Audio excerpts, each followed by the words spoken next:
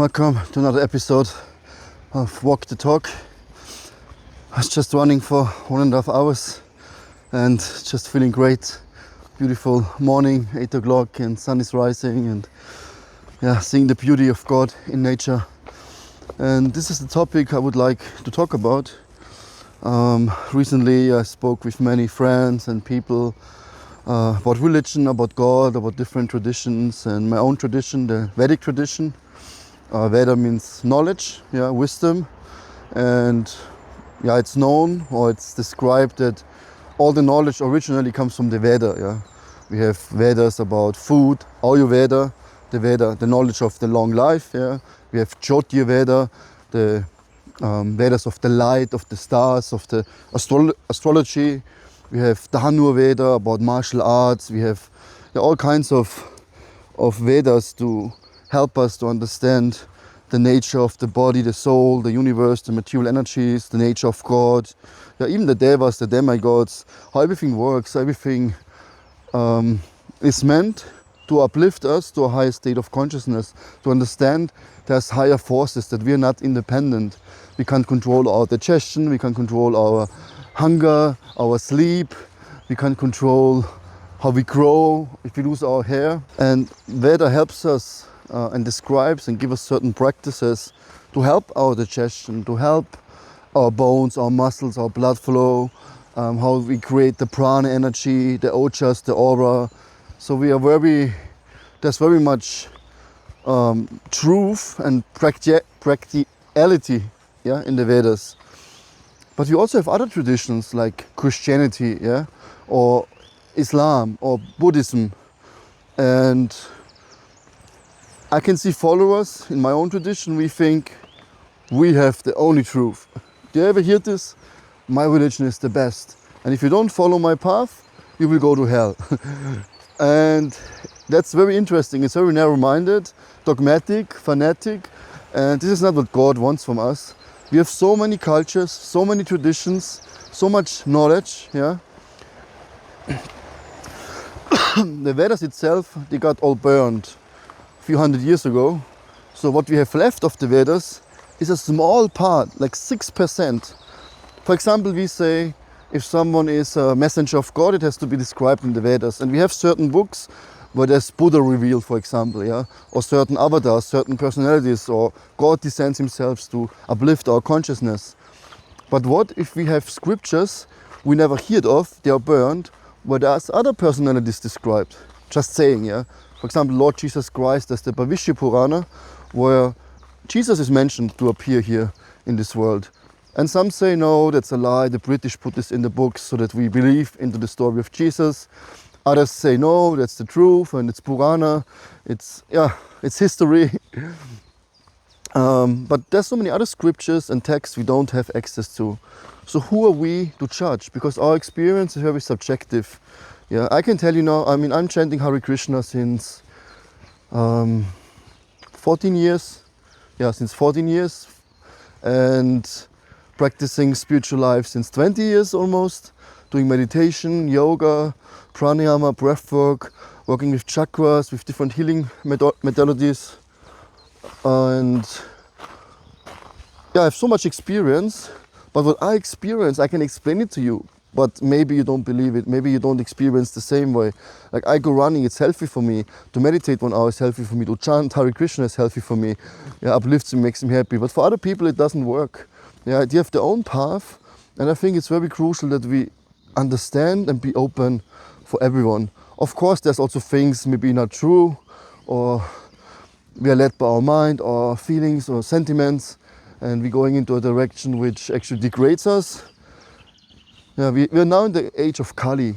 Kali is the age of quarrel, hypocrisy, the age of darkness, the age of iron, and also the age of lies.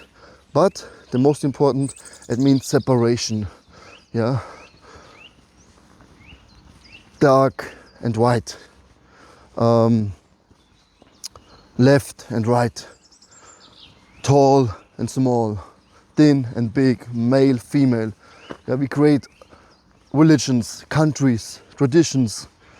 Kali creates this disturbance in society that we fight amongst each other and that we lose actually the sight of God. Because if I criticize now, say something bad about Jesus or about Prophet Muhammad, yeah, or whatever, then God will not like it. And God will put me on a pedestal and he will see, okay, now show me how you live your life. Why are you so much better? Yeah. I'm not saying that everything is good, everything is fine, everything is the same. It's not. But we should really respect and be careful, because what is crucial is the enthusiasm. Enthus means inspired by God, which we have where we practice our own religion, our own spiritual path. We should be very respectful, very cautious, very careful of our own spiritual path. Expect the best from yourself. If you know everything, you know your scriptures, you know your text, then practice it for yourself. But don't try to change the world and make everyone believe the same like you do. I mean, I spent many years on the street and distributed spiritual literature. And I still do this sometimes, because I think it's important for people to get the knowledge of the Bhagavad Gita, because everything you need to live a peaceful, happy, God-conscious life, it's written in the Bhagavad Gita, but also in other texts. Yeah, I could also take now the Bible and go out, but it's not my path, my tradition. Nothing against the Bible. I love the teachings of Jesus. But my tradition is from the Vedas, from the Bhagavad Gita. And I saw my life transform, I saw so many other people transform, but I would never push it onto someone. I would just be there and make it accessible for other people.